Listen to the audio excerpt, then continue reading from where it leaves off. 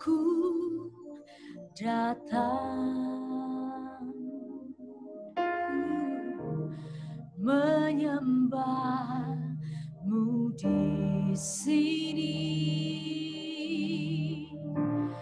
Ku percaya Kau ada bagiku.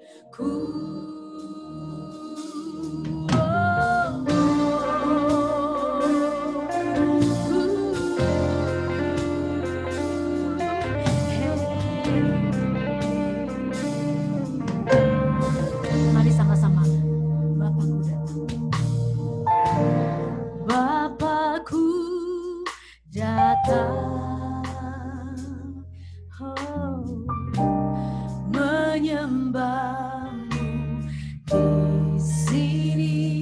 Ku percaya Kau, oh, ada bagiku. Tak usah ku takut, sebab Kau sertaku.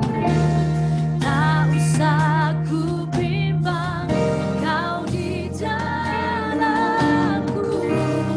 Tak usah ku cemas, Kau penghiburku. Saat ku lemah, Kau kuatku. Ku nyanyi haleluya,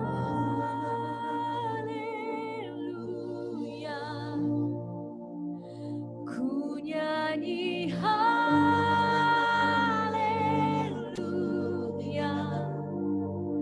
Sungguh Kau hebat, ajaib perkasa perbuatanmu. Yang di rumah sama-sama nyanyikan, ku nyanyi haleluya. Ku nyanyi haleluya,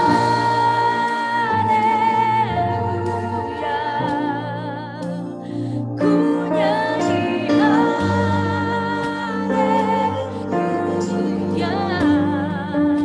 Sungguh Kau hebat, ajaib perkasa perbuatanmu. Di hidupku,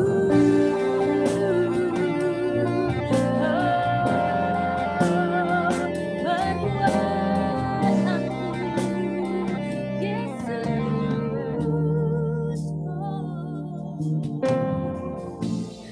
Bapakku datang menyembahmu di sini. Ku percaya Kau, oh, ada bagiku. Tak usah takut.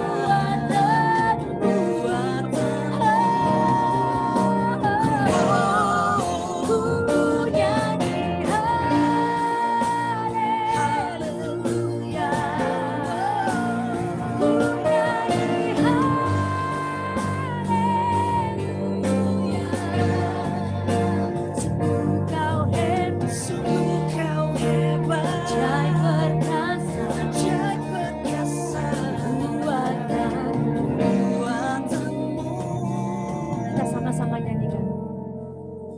Ku nyanyi haleluya,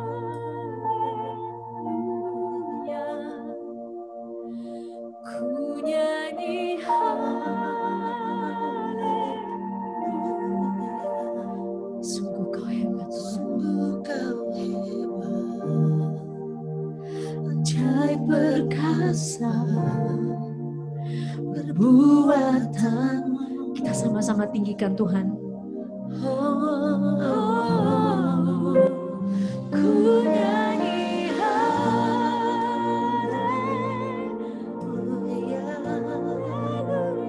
ku nyanyi haleluya.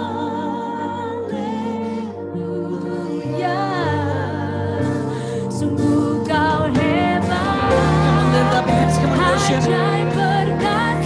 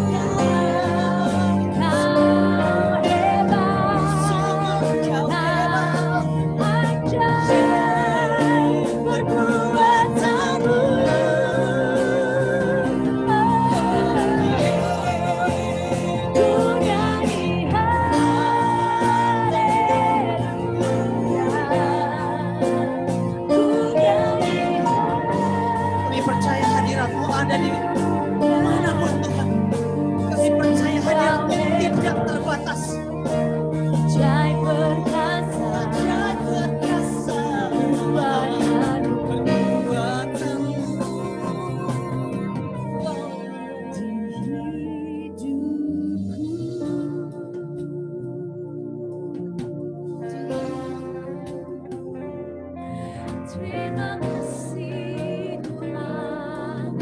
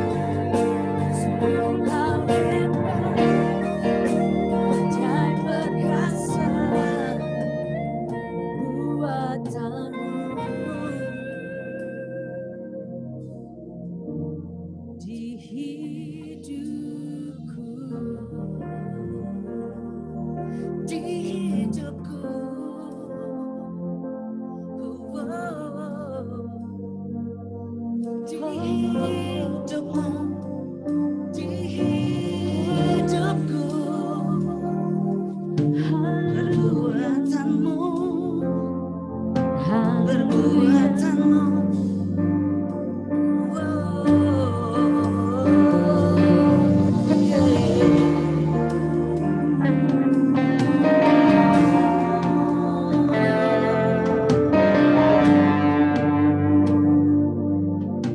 Kemana kami harus mencari pertolongan kalau bukan kepada Tuhan? Kami sadar situasi hari ini gak membuat kami jadi mudah. Beberapa di antara kami mungkin ada di dalam tekanan. Dan kami gak tahu harus kemana, apa jalan keluarnya. Bahkan mungkin beberapa di antara kami ada di dalam keadaan yang sangat, mungkin ada kebuntuan. Gak baik-baik. Mungkin ada beberapa di antara kita juga ada di dalam kondisi yang gak tahu. Mungkin Anda memerlukan kasih. Anda memerlukan jalan keluar, tapi Anda belum menemukannya. Listen, listen. I'm here, the Lord said, I'm here. Jangan lihat kekuatanmu. Jangan lihat keterbatasanmu. Because I'm here. I'm with you, the Lord said. I'm your God. We need miracle, Lord. We need you, Lord. We need your love. We need your love. We need your love.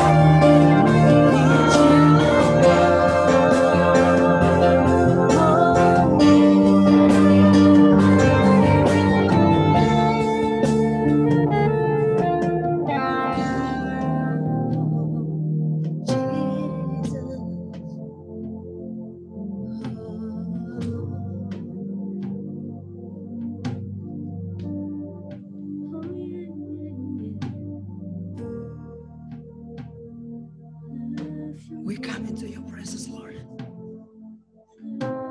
We come to you because we know that your strength is more than my strength.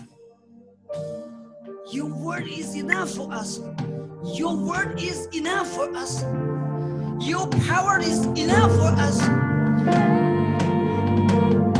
We are to walk by faith, not by my sight, because we know you. You are more than enough. You are more than enough, Lord. Glory. Glory.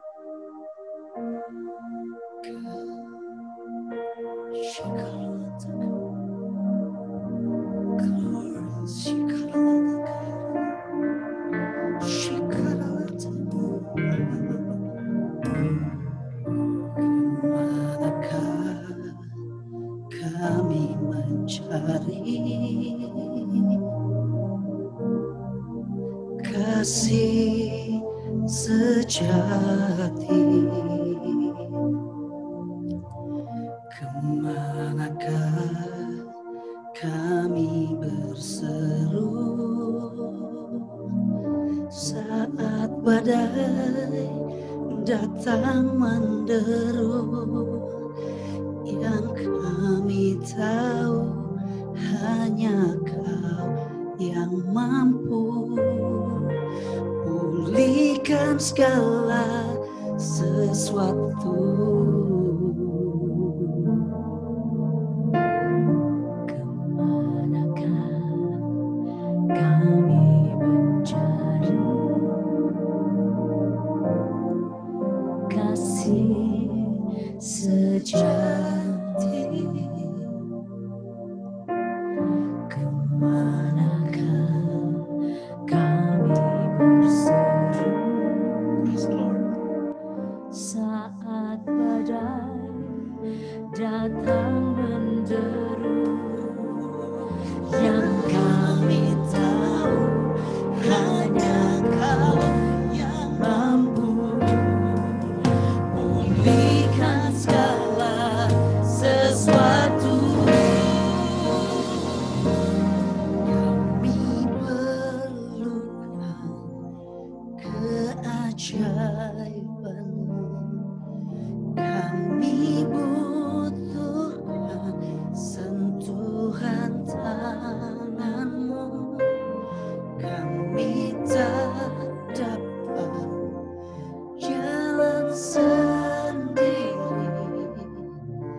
Kami perlu Kau, Tuhan. Kami perlukan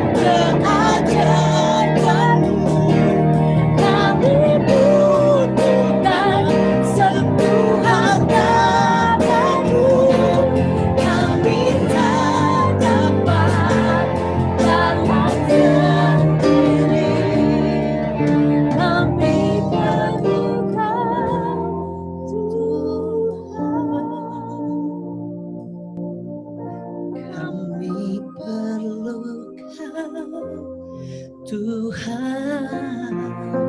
Oh, kami perlu Kau,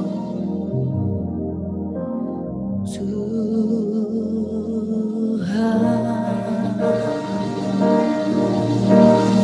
To God be the glory. Thank you, Lord. Kami pastikan cuma Tuhan yang layak untuk disembah dan layak untuk ditinggikan. We believe in your miracle, Lord. We believe that you can do something bigger than what we think. Kami percaya Engkau mampu melakukan sesuatu yang lebih besar dari yang mampu kami kerjakan. Karena kami sadar kami terbatas. Kami terbatas, Tuhan.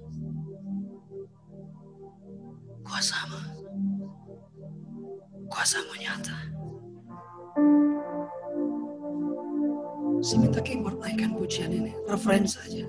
Sementara kita teduh sejenak. Sebentar sebelum kita dengarkan firman Tuhan. Lord Jesus.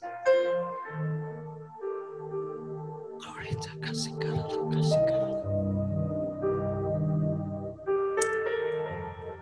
Siapa kami, Tuhan?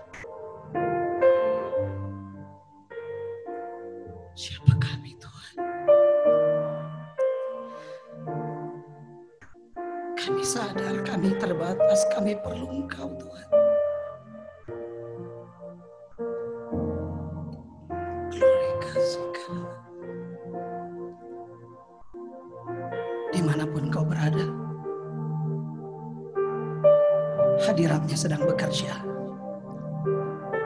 Hadirat-Nya sedang memampukan. Dengar baik-baik. Jangan sepelekan kuasanya. Jangan sepelekan hadirat-Nya. Karena hadirat-Nya, kuasanya yang memampukanmu untuk menghadapi apapun yang harus engkau hadapi. Saya selalu diingatkan, jangan sampai apa yang kau hidupi dikalahkan oleh apa yang kau hadapi. Listen, my people, listen. Jangan sampai apa yang engkau hidupi dikalahkan oleh apa yang kau hadapi. Focus on Jesus. Focus in His power.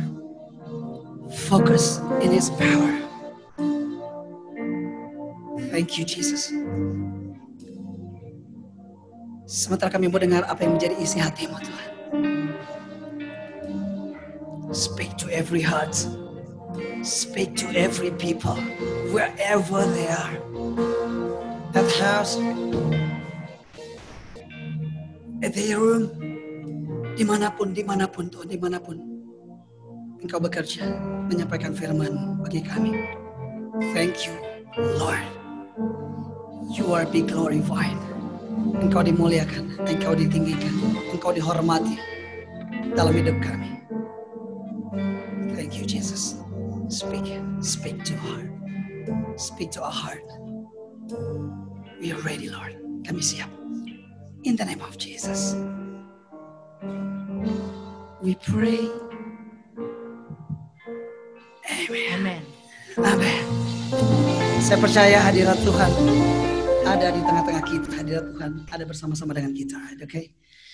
Saya akan persilakan untuk Budi Utomo untuk bisa menyampaikan sesuatu buat kita. Dan saya percaya Tuhan sudah persiapkan satu message yang keren. Tuhan sudah siapkan message yang mungkin kita belum pernah pikir sebelumnya. Sebelumnya, Li, kamu pernah merasa kehilangan gak, Li? Kehilangan sesuatu, pernah gak? Pernah. Pernah ya? Coba, kehilangan apa, Li? Kehilangan jati diri, Kak. Kehilangan jati diri ya, gila. Ngeri banget ya. Ada orang yang kehilangan duit, ada orang yang kehilangan mobilnya. Dulu saya punya temen sempat makan mie di daerah Jalan Pungkur. Terus dia bilang katanya, Li, bahwa mie yang paling mahal di kota Bandung itu adalah mie nggak tahu apa itu namanya, Akim apa Ahong ya, yang di Jalan Pungkur itu apa? Akong ya, katanya mie paling mahal tuh katanya mie Akong katanya. Oh masa? Iya, katanya mie paling mahal tuh mie Akong. Kenapa? Soalnya pada saat dia makan mie Akong mobilnya hilang. Mobilnya hilang. Jadi makanya mie-nya paling mahal. Paling mahal. Itu ngenes banget. Kenapa ada sesuatu yang hilang dari dirinya? Kamu pernah merasakan hilang jati diri ya? Nah, hari ini Budi Utomo akan menyampaikan sesuatu tentang yang hilang. Apa itu yang hilang? biarkan dia mengeksplor dan kita kasih kesempatan untuk dia menyampaikan sesuatu buat kita, dan saya percaya di ujungnya ada firman yang luar biasa untuk kita bisa cermati, membekali kita untuk menghadapi sesuatu yang tidak mudah di depan. Oke, Ko Budi. Oke, thank you, Ci. Yes, Ko Budi. Halo, apa kabar semuanya? Oke, Ko Budi, this is your place. Oke, thank you sekali lagi. Kalau Oci panggil saya jenderal, saya panggil dia jenderal besar. Jadi dia lebih besar dari saya, jadi gitu. Ya, jadi sekali lagi terima kasih buat kesempatannya. Jadi apa kabar? Jadi kalau hari ini saya mau share bukan tentang sesuatu yang mungkin berhubungan dengan apa yang menguatkan atau menghibur saudara di tengah kondisi yang sangat cukup berat ya. Apalagi kalau saudara lihat Surabaya masih tetap memegang rekor saat ini. Apakah sudah rekor jatuh atau enggak? Tapi masih tertinggi karena zona Surabaya masih mendekati cenderung ke hitam. Ya bahkan beberapa daerah ketakutan kalau ada orang Surabaya datang. Ya, karena mereka takut tertular, begitu. Jadi untuk saat ini saya akan share tentang tadi yang dikatakan yang hilang. Apa yang dimaksudkan dengan yang hilang, saudara? Jadi saya tetap percaya bahwa apa yang sedang terjadi hari-hari ini dengan kondisi keadaan yang menimpa hampir semua kalangan, nggak peduli, saudara. Ini para businessman, baik yang mau besar, kecil, itu saling bertumbangan, mereka semua bisa begitu. Kemudian bukan hanya satu organisasi yang berhubungan dengan bisnis saja, tapi sosial juga ikut terimbas, ya, termasuk gereja ikut terdampak semuanya. Tetapi saya percaya, saudara, bahwa di tengah-tengah kondisi seperti inilah, ini adalah kesempatan di mana untuk kita menjangkau dan mencari, saudara, jiwa-jiwa ini begitu efektif. Kenapa saya katakan demikian?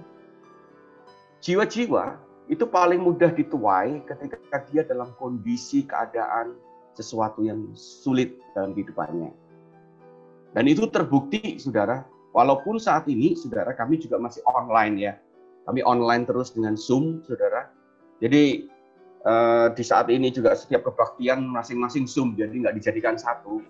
Jadi kami sering kali mendengar kesaksian. Oke, saudara. Jadi kenapa, saudara, saya mau share tentang sesuatu yang hilang seperti yang di Alkitab? Karena saya akan share tentang apa yang harusnya kita kerjakan. Tentunya kalau Yesus mengumpamakan sesuatu yang hilang, ini berhubungan dengan jiwa-jiwa. Ya, di mana nanti kita akan melihat ada tipe-tipe orang, saudara, yang harusnya kita follow up. Nah, saudaraku, kelemahan permasalahan terbesar setelah saya mencoba untuk keliling di gereja-gereja, termasuk kami SMCC yang seringkali kami cek ke bawah adalah kami bukan lemah di penjangkauan ternyata, tapi kami masih tetap lemah di follow up, khususnya untuk jiwa-jiwa yang baru. Ya, follow up. Ternyata untuk kita memfollow up orang-orang itu butuh kekuatan, butuh konsistensi. Nah, ini seringkali yang tidak terjadi. Nah, itu sebabnya, saudara, tapi untuk memfollow up ternyata kita nggak bisa pukul rata. Kita nggak bisa katakan bahwa semua jiwa-jiwa itu kita bisa perlakukan sama. Yang penting pokoknya kita harus follow up jiwa-jiwa.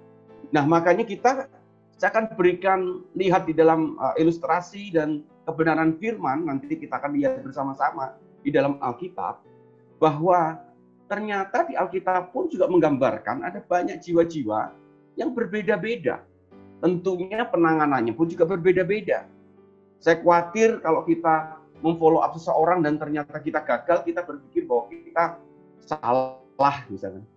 Atau mungkin karena kita gagal, nggak punya kemampuan, ternyata mungkin aja bisa kita salah memperlakukan jiwa-jiwa tersebut. Ya, jadi 3 jenis ini, saudara, yang saya katakan 3 jenis jiwa. Mungkin saudara bisa 3 jenis tipe orang yang akan berbeda-beda yang akan kita follow, bisa lebih dari 3, silakan terserah. ya. Tapi saya cari di Alkitab, saya temukan ada 3 jenis ini yang cukup mewakili kira-kira. Kalau kita ketemu dengan jiwa-jiwa, kita bisa katakan ini termasuk golongan yang mana ya kira-kira. Karena begitu kita salah menuntut saudara, salah menjangkau mereka, salah memfollow up, kadang-kadang kita hanya beri tuntutan, tapi ternyata dia tidak butuh dituntut misalkan. Atau kita mungkin ikuti dia, ternyata kebutuhannya dia dituntut misalkan. Ada begitu banyak jenis. Nah itu sebabnya saudara, tapi akhirnya mereka semua hilang. Ada yang kembali, ada yang tidak. Bagaimana dengan yang tidak kembali, saudara? Ya mungkin kita hanya bisa doakan supaya yang jelas dia tidak terhilang, bukan hanya tidak kembali ke gereja kita, tapi yang penting dia kembali kepada Yesus misalnya. Dia boleh di gereja lain dan satu hari dia bertumbuh. Tetapi bisa saja itu terjadi. Kita nggak perlu sampai merasa bersalah tertuduh ketika kita follow up dan itu kelihatannya gagal. Tetapi saudara, di perumpamaan ini pun nanti kita akan melihat ada yang hilang. Dan semuanya memang hilang. Tetapi ada yang kembali dan ada yang tidak.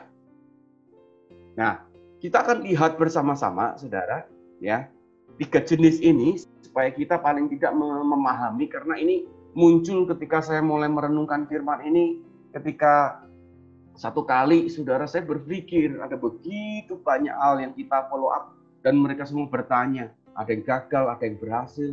Lalu kita mulai melihat, mengikuti ini apa ya?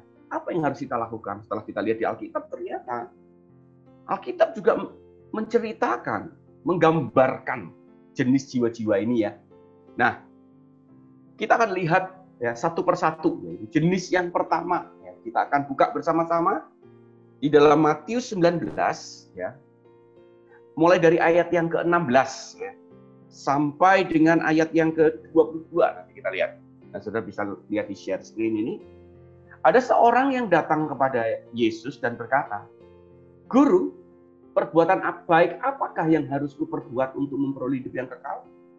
Jawab Yesus, "Apakah sebabnya engkau bertanya kepadaku tentang apa yang baik? Hanya satu yang baik.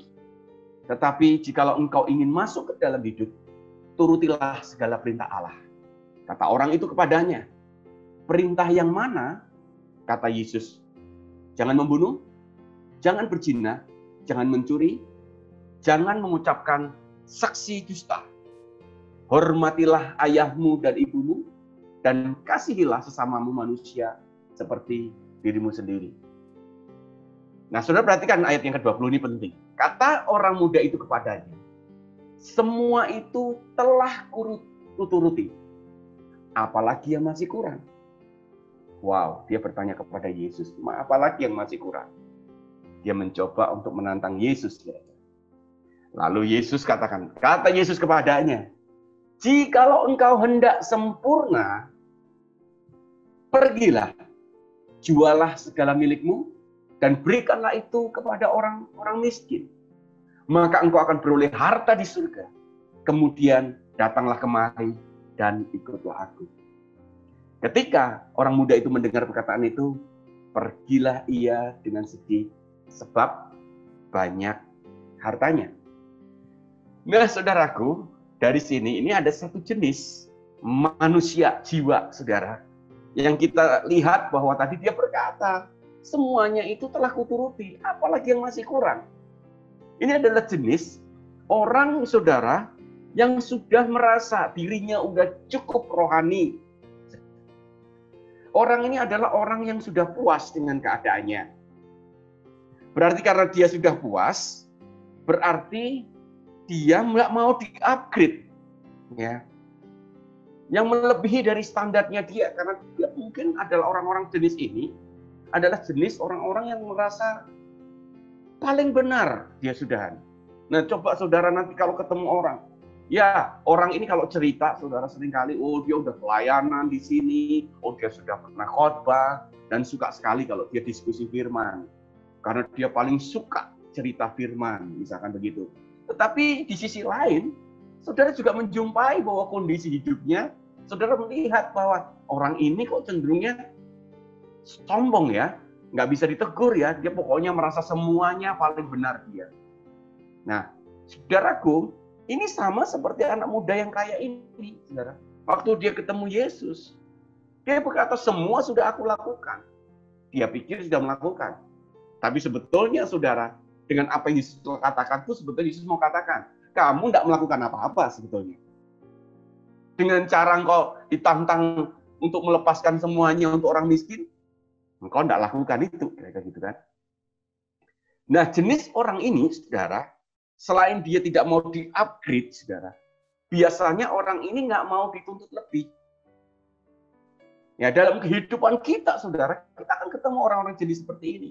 Karena dia merasa bahwa dia sudah rohani, dia merasa bahwa kehidupannya dia sudah oke, ya kan? Dia merasa bahwa dia sudah tahu kebenaran, dia sudah merasa bahwa dia sudah melayani dalam waktu yang lama, ya. Biasanya, saudara, dan orang ini nggak mau dituntut lebih, saudara, ya kan?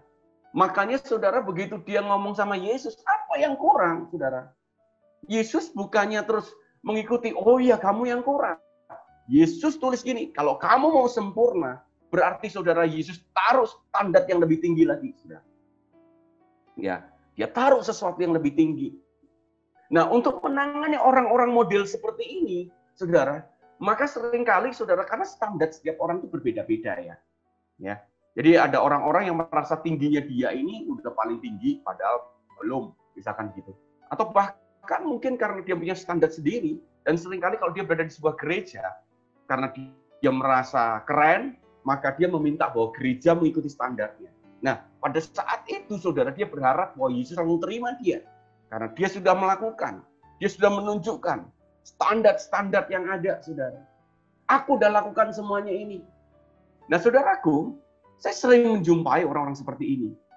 Ya, ketika orang-orang ini, tapi kalau dia memang adalah orang-orang yang hebat, artinya secara kerohanian, pelayanan dia keren, saudara. Harusnya, kalau dia nggak punya kerendahan hati, selesai berhenti, dia stuck.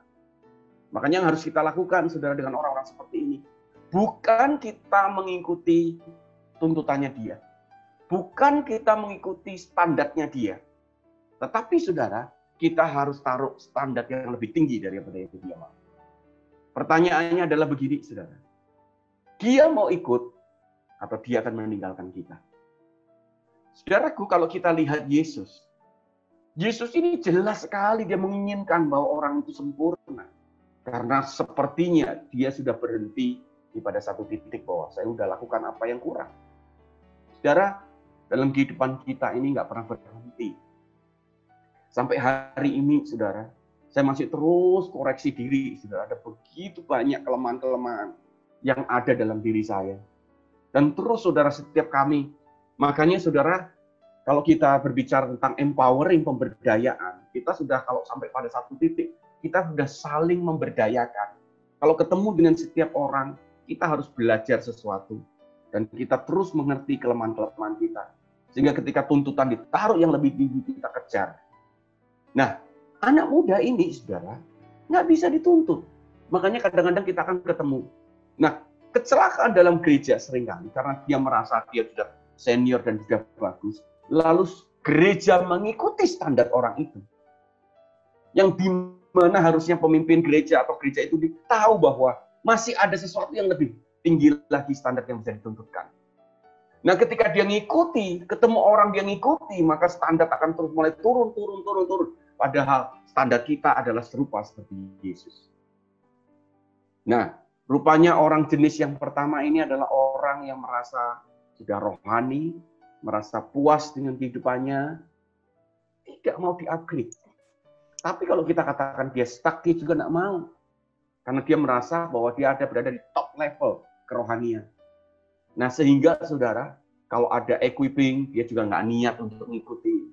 Kalau ada komunitas, saudara, dia lebih cenderung banyak yang ngomong. Kalau ada orang yang ngomong, orang baru yang ngomong, bahasa, gestur tubuhnya kurang bagus, karena dia tidak berniat bahwa dia berpikir mungkin ini terlalu dangkal. Nah, saudara mungkin menemui orang-orang seperti ini. Dan apa yang kita lakukan? Dan di sini, saudara, Yesus tunjukkan caranya. Beri dia tuntutan. Bukan ikuti apa yang dia mau. Beri dia tuntutan lebih. Ya, itu sebabnya, saudara, ketika kita memberi tuntutan lebih, saudara, Yesus katakan, kalau kamu ingin sempurna, dikatakan begitu kan. Jika engkau hendak sempurna, Ini nggak main-main, saudara. Pergilah jualah segala milikmu itu nggak main-main. Tapi saya rasa kalau anak muda ini udah berkata, saya banyak kelemahan, mungkin Yesus nggak akan keluarkan kata-kata ini. Bahkan mungkin Yesus akan berkata, mari ikut aku. Tetapi saudara, sangat mengagetkan, bukan kalau saya waktu membaca ayat ini, Yesus yang penuh kasih, dan tiba-tiba Yesus memberikan standar yang tinggi. Karena dia mau kejar anak muda ini, untuk dia mengikuti standarnya Yesus, bukan Yesus mengikuti standarnya dia. Demikian juga, saudara, ketika kita follow up jiwa-jiwa. Saya percaya, saudara, kita akan menemui orang-orang seperti itu. Mungkin kalau dengan pemimpin top leader-nya tidak seperti itu. Tetapi dengan orang-orang yang di bawah kita, dia memperlakukan seperti itu. Dia hanya mau mendengar, misalkan. Kalau misalkan di UCC ini, dia hanya mau dengar dengan Kak Oci aja. Ya, dengan Ibu Cencen, dengan para leadernya saja. Dia tidak mau dengar yang lain. Dengan pemimpin komunitas, dia juga tidak mau dengar. Nah, jenis ini, saudara, kita harus bawa dia, tuntut dia lebih lagi. Tuntut. Tentunya tuntutannya bukan yang lain-lain, dengan tuntut apa yang menjadi kelemahannya dia. Rupanya anak muda ini punya kelemahan, yaitu dia banyak harta. Bukan hanya banyak hartanya saja menurut saya. Tapi rupanya dia bisa melakukan semua hukum Taurat, tapi satu. Berhubungan dengan hartanya dia tidak bisa. Kadang-kadang saya melihat ada orang-orang tertentu yang udah banyak sisinya keren, tetapi tiba-tiba di dalam hubungan dia parah misalnya. Yang saya tuntut adalah di hubungan. Ya kan? Wow, kalau dia mengerjakan sebuah proyek keren gitu kan, tapi hubungan kacau. Berarti yang saya ambil ketika saya follow up dia, saya akan tuntut dia sesuatu yang lemah dalam hidupnya dia. Mau enggak melakukan ini? Kalau kamu enggak mau lakukan ini, silakan. Kalau kita tuntut sesuatu yang dia punya, itu bukan tuntutan. Tuntut lebih yang menjadi kelemahan orang tersebut. Nah, mungkin orang tersebut akan menghitung kembali, mau bertahan atau tidak. Nah, saudaraku, yang menarik di sini, saudara, ayat 22, ketika orang muda mendengar perkataan itu, pergilah dengan sedih sebab banyak hartanya. Yang anak muda yang kaya ini hilang loh, saudara. Hilang. Ya. Dia meninggalkan Yesus. Bahkan ini salah satu yang dicatat di dalam Alkitab. Dia tidak kembali lagi. Tapi yang menarik, saudara, kenapa Yesus membiarkan itu? Karena nggak mungkin Yesus tetap mengasihi. Saya percaya bahwa orang yang paling sedih saat itu adalah Yesus. Dia sedih banget pasti lihat anak muda ini pergi. Anak muda ini sedih. Yesus lebih sedih. Karena setelah itu, di Alkitab tidak pernah tercatat. Apa yang anak muda ini lakukan? Siapa anak muda ini? Kita nggak pernah tahu. Saudara. Jadi betul-betul anak muda ini hilang. Makanya lebih ngeri, saudara, kalau kita hari-hari ini merasa diri kita sudah cukup, merasa puas, merasa kita hebat. Inilah kesempatan, ini iblis untuk merebut orang tersebut. Dan biasanya, saudara, ini yang sulit kembali orang-orang ini. Kenapa kok sulit kembali? Karena dia merasa bahwa dia lebih oke. Padahal dia tidak bisa mengikuti tuntutan Yesus. Atau mungkin dia bisa berkata itu omong kosong dari apa yang Yesus katakan. Sayang nggak diceritakan bagaimana Yesus sedihnya ya waktu itu. Tapi Alkitab juga mencatat, akhirnya anak ini hilang dan Yesus membiarkan. Saudaraku, kita harus siap kehilangan kalau itu berhubungan dengan sebuah kebenaran dan pembentukan untuk seseorang. Ya, kalau kita dalam kehidupan sekarang ada kemungkinan orang itu tidak akan hilang. Mungkin dia akan pindah gereja. Ya, kalau satu hari dia di gereja itu dia bisa bertumbuh. Masih memungkinkan. Tapi dalam konteks hilang dalam komunitas kita, kadang-kadang, saudara, kita perlu melepaskan dengan rela hati dan mendoakan dia. Supaya dia bertemu dengan komunitas yang tepat, orang yang tepat. Nggak perlu kita merasa bersalah. Tapi kita harus tahu persis, saudara, jenis yang mana ini dulu. Karena jenis yang lain pun juga hilang. Yang kedua, jenis ini. Tapi kembali, saudara, tapi dengan kondisi dan ciri-ciri yang berbeda. Ini jenis yang pertama, saudara. Nah, lalu kita akan melihat jenis yang kedua, saudara. Sama, saudara juga hilang. Kita akan lihat bersama-sama di dalam Lukas 15 ya, mulai ya. Lukas 15 ayat yang 11 mulai. Yesus berkata lagi, ada seorang mempunyai 2 anak laki-laki. Kata yang bungsu kepada ayahnya, "Bapa, berikanlah kepadaku bagian harta milik kita yang menjadi hakku."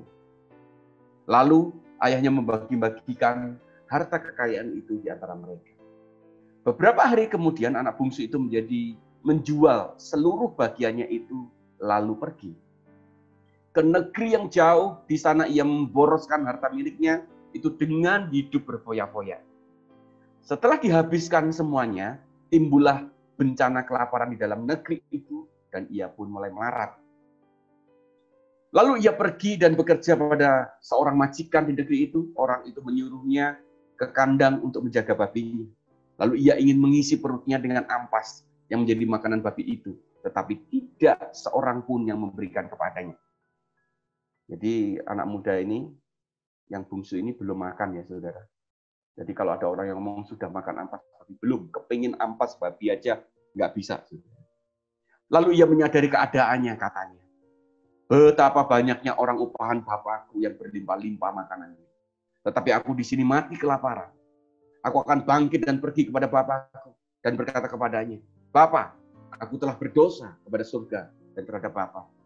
Aku tidak layak lagi disebutkan anak Bapa. Jadikanlah aku sebagai salah seorang upahan Bapa. Maka bangkitlah ia dan pergi kepada bapaknya. Ketika ia masih jauh, ayahnya telah melihatnya. Lalu tergeraklah hatinya oleh belas kasihan. Ayahnya itu berlari mendapatkan dia, lalu merangkul dan mencium dia.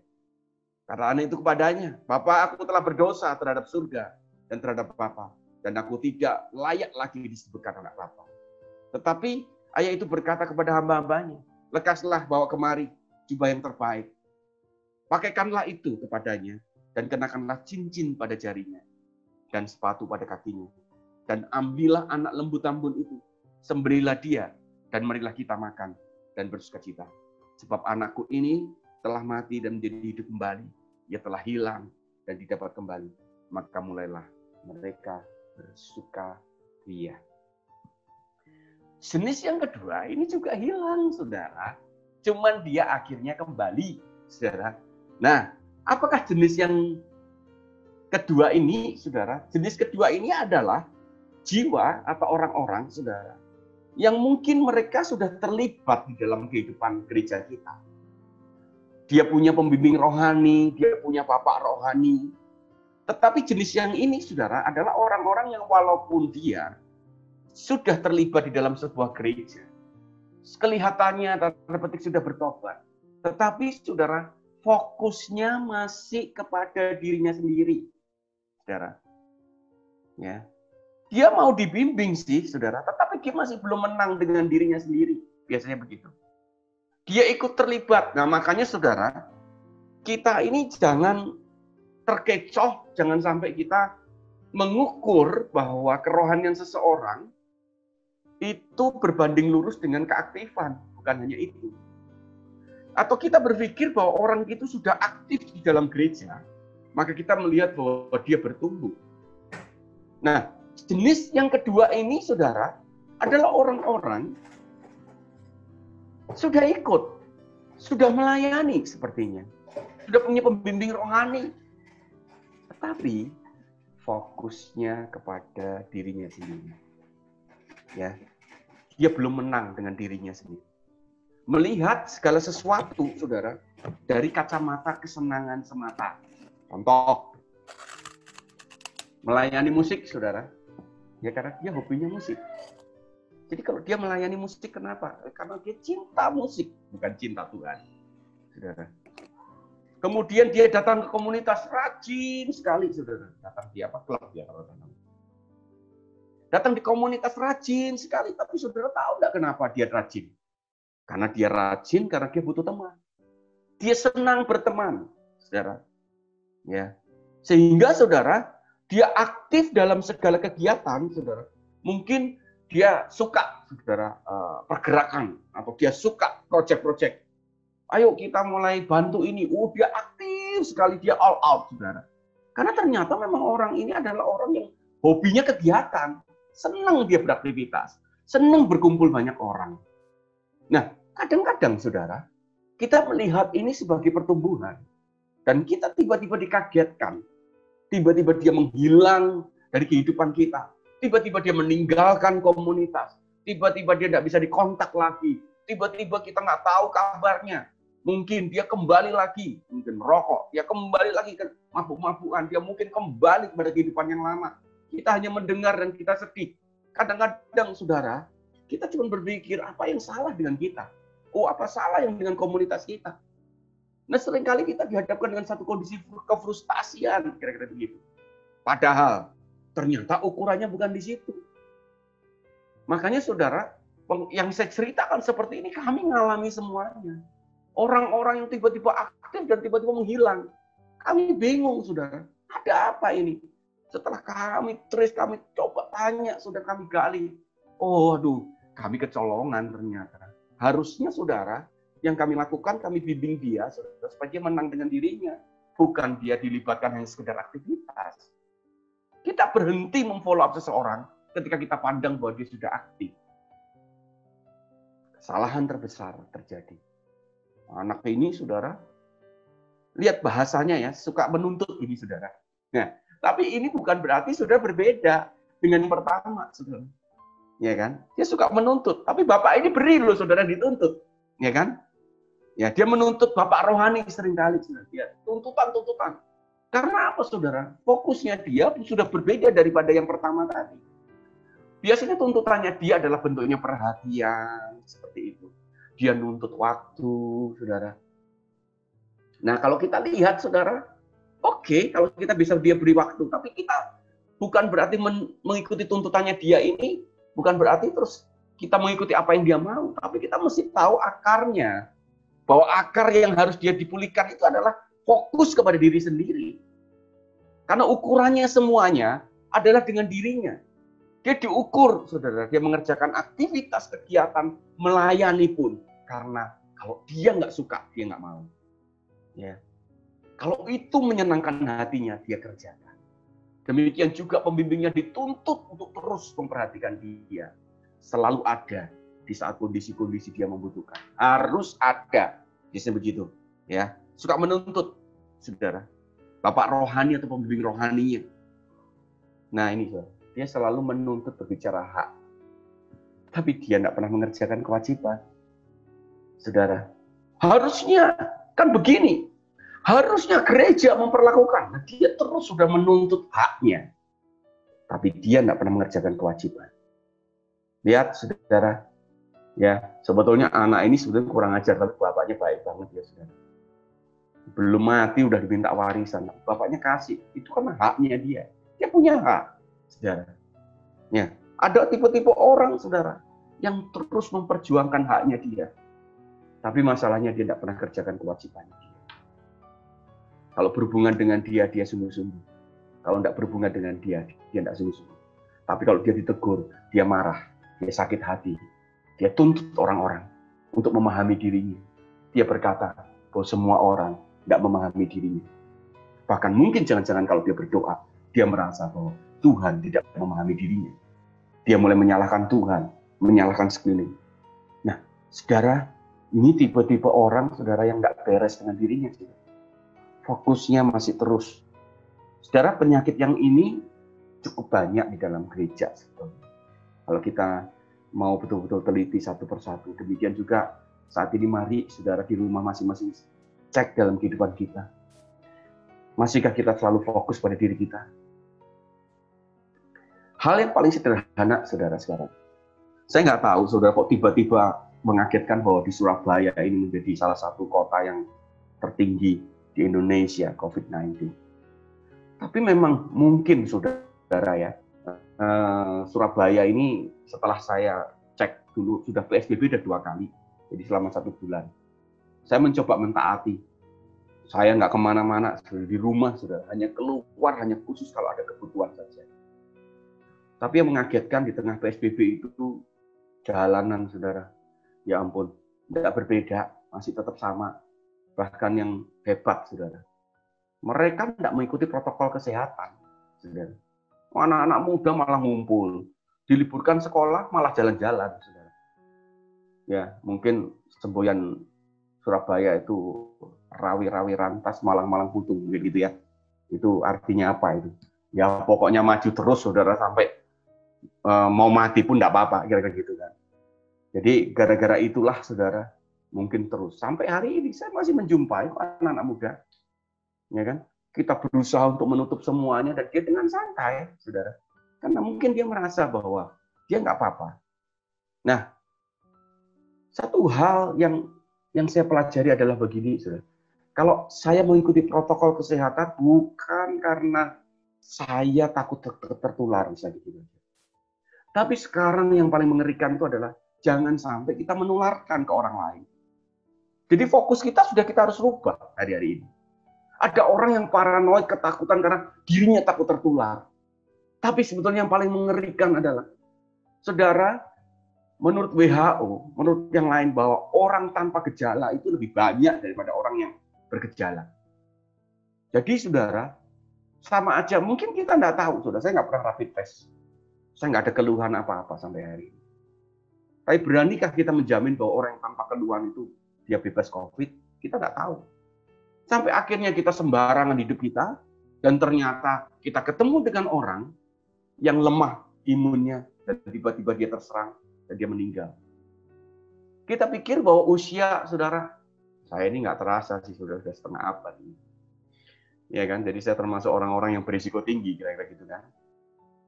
Ya, tetapi saudara, kemarin saya ketemu dengan teman-teman saya di Jakarta, dan saya nggak ke Jakarta, itu online, dan dia cerita, bahwa temannya usia 25 tahun, dia bugar sehat, meninggal, saudara, kena COVID. Ya, ada banyak, saudara, dokter-dokter muda, ternyata juga bisa meninggal. Ya, saya katakan bahwa ternyata memang yang berisiko tinggi adalah usia lanjut, apalagi yang dia punya penyakit.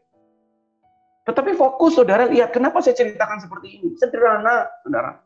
Saya mencoba mentaati karena saya berpikir ini jangan sampai tiba-tiba ternyata saya membawa dan ternyata saya tularkan orang dan orang itu 1 hari meninggal misalkan gara-gara. Kita nggak akan pernah tahu memang. Karena kita nggak pernah melihat virus itu bagaimana perpindahannya. Tetapi cobalah beralih kepada fokus. Bahwa saya mau mentaati bukan karena untuk diri saya. Saya mau mentaati karena untuk orang lain. Saya mau mentaati karena untuk ada anak, ada istri saya. Saya mau mentaati karena ada teman-teman saya. Saya mentaati karena ada orang tua saya. Loh, bayangkan, saudara. Fokus ini aja, kalau sampai, saudara, kita terus fokusnya kepada diri kita. Jangan-jangan 1 hari kita akan hilang seperti anak ini. Tapi, saudara, akhirnya dia kembali, dia bertobat. Dia tinggalkan, sama yang pertama. Ingat, saudara, yang menjadi persamaan semua dari 3 tipe ini adalah kita nggak pernah mengusir. Ya. Tapi kita mengizinkan kalau dia mengambil keputusan untuk dia pergi. Ya kan? Silahkan. Demikian juga, saudara, mungkin ayahnya ini juga sedih ya, waktu tinggal anaknya ini, waktu dia pergi. Tapi orang tuanya juga katakan, ya udah, kalau kamu pergi, pergilah. Nah, tapi ini berbeda, saudara. Tadi yang pertama, saudara, ketika tuntutan nggak diberikan dan dia pergi, ya udah, kita sedih, kita doakan. Tapi ya udah, pergilah dengan damai sejahtera, gitu kan. Tapi yang ini, saudara, karena ini ada pembimbing rohaninya, sudah berinteraksi dengan kita mungkin dalam kehidupan kita. Karena kita tahu bahwa penyakitnya dia adalah selalu fokus kepada dirinya sendiri. Berarti dia juga butuh dipulihkan. Nah, yang menarik, saudara, dia pergi.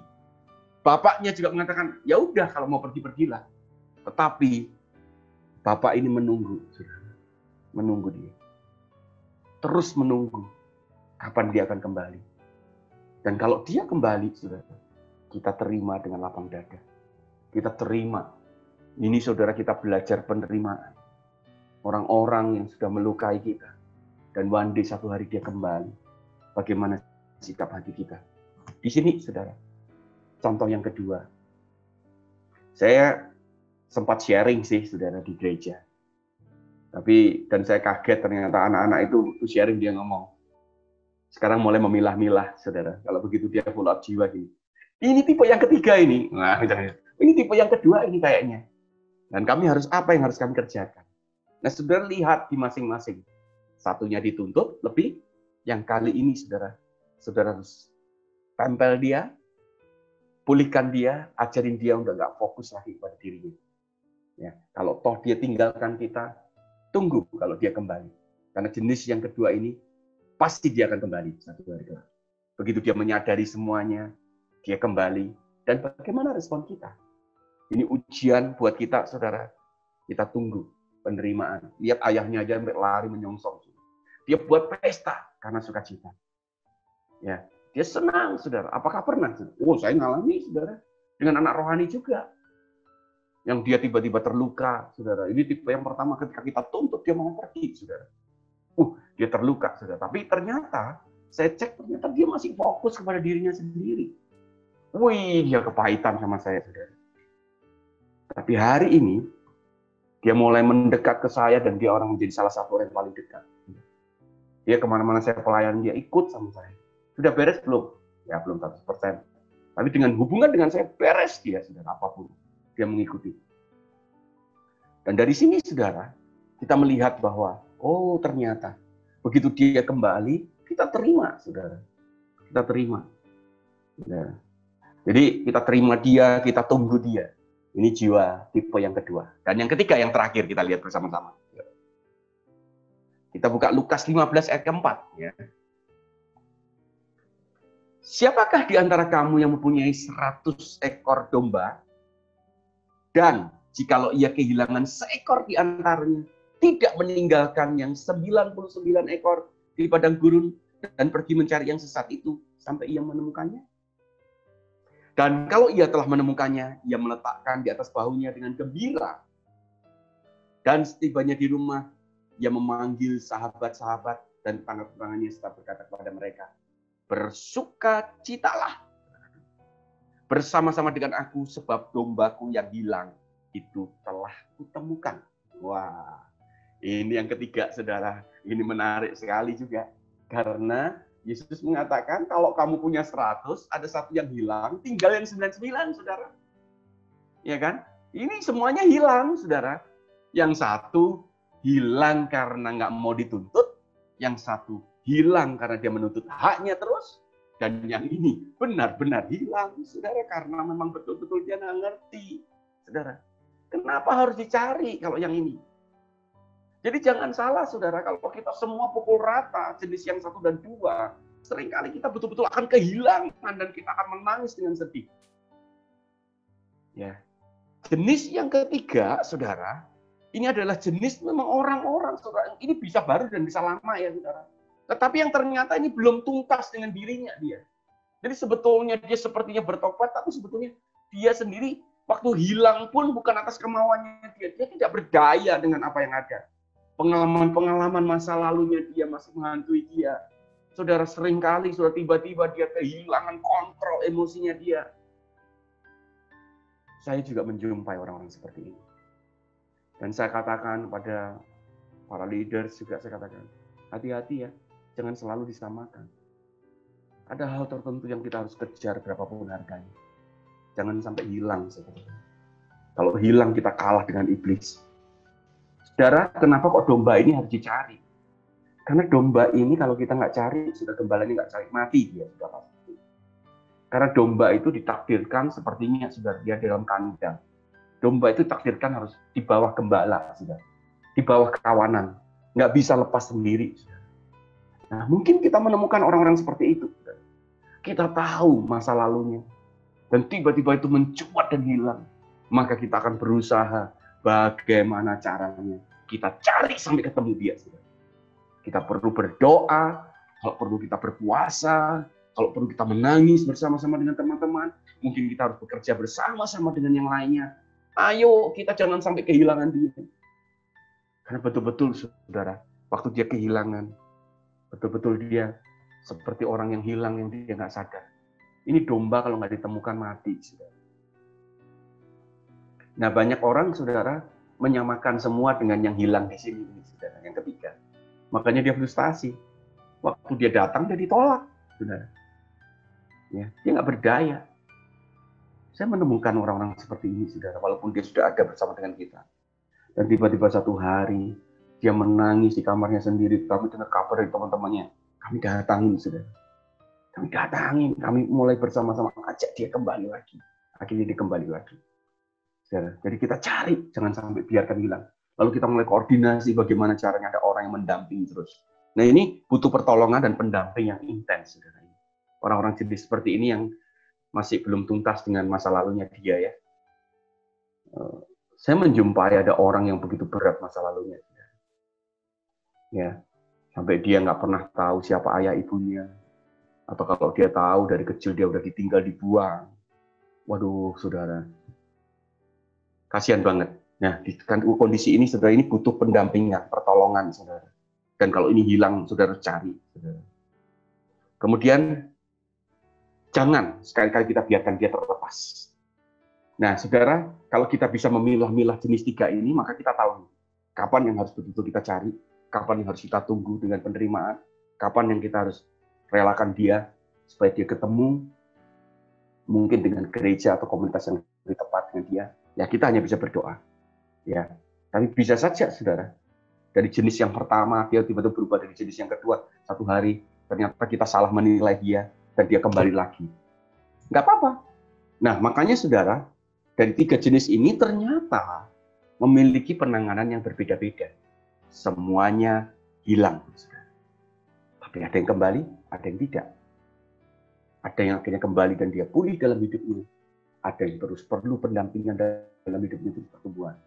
Nah, dari sini, saudara, kita akan semakin tahu. Bahkan ada orang-orang yang seperti tipe yang kedua begitu hilang, kembali jauh lebih keren setelah itu daripada sebelumnya. Ya, makanya kalau kita melihat itu Tuhan itu luar biasa. Dia berikan perumpamaan ini. Kalau saudara bisa menemukan perumpamaan jenis yang lain, saudara, itu silahkan. Tapi paling tidak saudara di saat-saat pandemi seperti ini, percayalah bahwa ini saatnya kita. Gini saudara, percayalah di saat kondisi seperti ini, tekanan-tekanan yang begitu hebat, malah akan muncul siapa kita yang sesungguhnya. Jangan kaget kalau jemaat kita biasanya keren tiba-tiba hari ini melakukan sebuah tindakan yang nggak masuk akal. Tapi dapat saya katakan bahwa dialah sesungguhnya. Kalau saudara pengen tahu pasta gigi itu benar-benar pasta gigi, ya tekanlah dia. Apa yang keluar dari pasta gigi? Kalau pasta gigi ditekan keluarnya merah, saus. Jadi dia bukan pasta gigi maksudnya. Tadi dia saus. Kalau orang di dalamnya adalah Yesus ketika dia ditekan, keluar adalah tetap Yesus. Kalau di saat segini tekanan, bahkan di saat tekanan inilah akan memunculkan sifat-sifat asli kita semuanya. Di saat tekanan dan goncangan ini akan menguji semua dasar kita. Dasar-dasar yang rapuh mulai berguguran. Nah ini kesempatan saudara. Untuk kita mulai cepat tanggap untuk mana yang kita harus follow up, mana yang kita harus kejar, dan mana mungkin yang perlu kita relakan. Nah, ada hal-hal tertentu yang kita perlu tahu, bahwa jangan sampai kita kehilangan yang harusnya kita dapatkan. Ya. Jadi, saudara jangan sampai kita kalah sama iblis. Kita berjuang, kita percaya bahwa kondisi saat ini adalah kondisi penuaian yang paling hebat. Mari saudara kita berdoa bersama-sama. Saya akan berdoa. Bapak akan berdoa di dalam nama Yesus. Kami percaya kami hari ini berhadapan dengan banyak tuaian. Bahkan banyak jiwa-jiwa. Tapi biarkan kami mengerti kebenaran-Mu. Yang akan membawa kami tidak akan berhenti. Apa yang harus kami kerjakan, tuntun setiap kami. Karena kami harus rebut apa yang harus kami rebut. Bahkan kami harus lepaskan standar yang lebih tinggi. Apa yang menurut firman-Mu kebenaran itu dilepaskan. Dan kami percaya hikmat-Mu menyertai setiap kami semuanya. Dan mulai hari ini bangkitkan kepedulian kami dengan jiwa-jiwa di sekeliling kami itu. Mungkin kami akan berjumpa dengan orang yang memang butuh pertolongan. Dan itu saat yang tepat untuk kami mencari seperti anak domba yang hilang. Seekor domba yang hilang. Kami mungkin harus tinggalkan yang banyak, kami harus cari dia sampai ketemu. Karena kami tidak ingin dia mati. Itu sebabnya kami percaya anugerah-Mu lebih dari apapun. Tolong untuk kami bisa memisahkan, memilahkan, mengidentifikasi setiap jiwa yang ada di sekeliling kami. Terpujilah nama-Mu, hanya di dalam nama Yesus kami berdoa. Haleluya. Amin. Kami serahkan lagi ke Masjid Jenderal Besar. Kami perlukan keajaiban-Mu. Kami butuhkan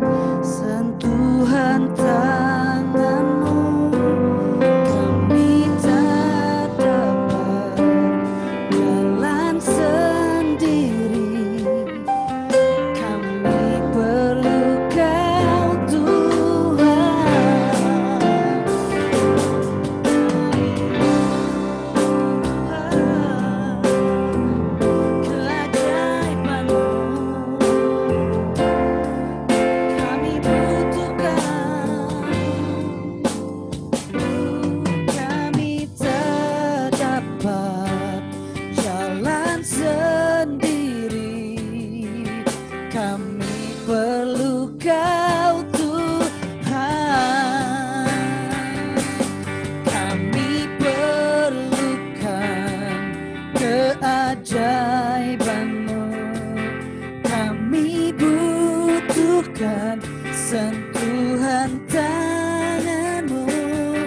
Kami tak dapat jalan sendiri. Kami perlu Kau Tuhan. Sama-sama semuanya. Kami perlukan keajaiban-Mu. Kami butuhkan sentuhan tangan-Mu. Kami tak dapat jalan sendiri. Kami perlu Kau Tuhan. Kami perlukan keajaiban-Mu. Kami butuhkan sentuhan tangan-Mu. Kami tak dapat jalan sendiri. Kami perlu Kau Tuhan. Kami perlu Kau Tuhan. Kami perlu Kau Tuhan.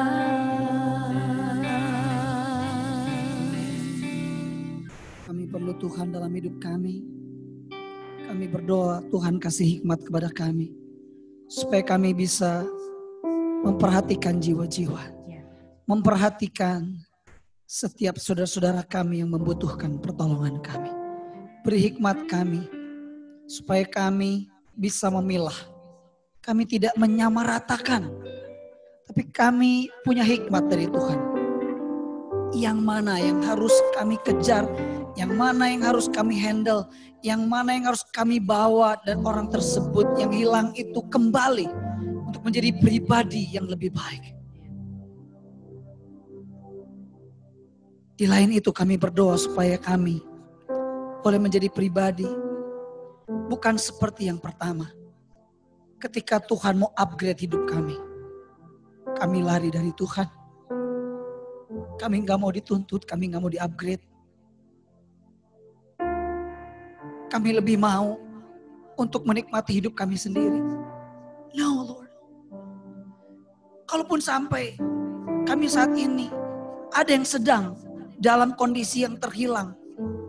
Kami mau seperti anak yang hilang. Yang kembali kepada Bapaknya. Dan menjadi pribadi yang lebih baik. Kami gak mau lari dari Tuhan. Kami mau dekat dengan gembala kami. Kami mau dekat dengan gembala kami. Kami gak mau jadi domba yang sesat. Yang hanya mau mengikuti mau-maunya kami.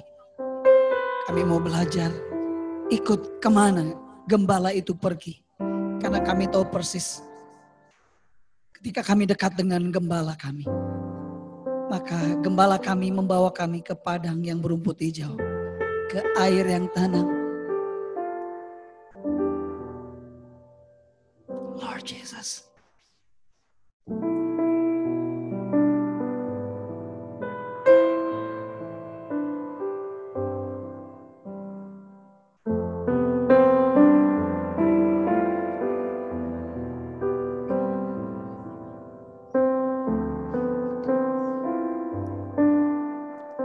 Terima kasih Bapak. Terima kasih Tuhan Yesus. Terima kasih buat firman. Terima kasih buat Ko Budi yang telah menyampaikan kepada kami.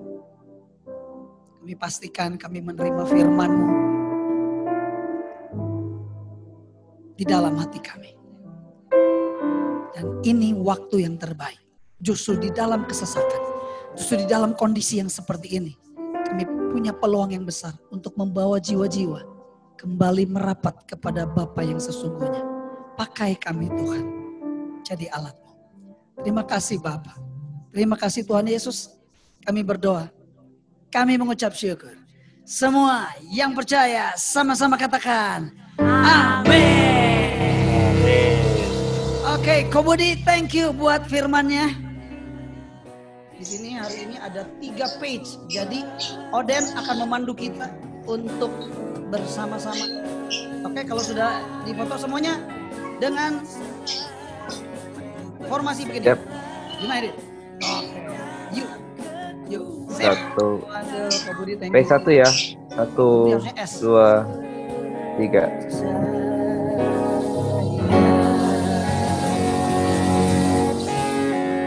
Mari angkat kedua tangan saudara. Turunlah berkat Tuhan dari Bapa di sorga.